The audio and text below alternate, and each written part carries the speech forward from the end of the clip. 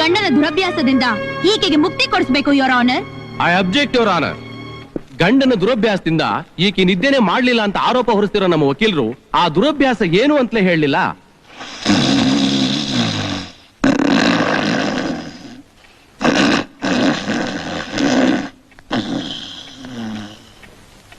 ಕೇವಲ ಕೆಲವು ಕ್ಷಣಗಳಿಗೆ ನಿಮ್ಗಿಷ್ಟು ಮಾನಸಿಕ ಯಾತನೆ ಆದ್ರೆ ಇಡೀ ಜೀವನ ನಿದ್ದೆ ಇಲ್ದೆ ಈ ಗೊರಕೆ ಮಧ್ಯೆ ಮಲಗಲು ಹೇಗ್ ಸಾಧ್ಯ? ನಿಜ, ಈ ಗೊರಕೆ ಶಬ್ದದ ಮಧ್ಯೆ ಯಾರ್ ತಾನೇ ನಿದ್ದೆ ಮಾಡಕ್ ಸಾಧ್ಯ? ಸಾಧ್ಯನೇ ಇಲ್ಲ. ಈ ತರ ಹಿಂಸೆ ಕೊಟ್ಟರೆ ಜನಗಳಿಗೆ ಯಾರು ಬದುಕ್ತಾರೆ?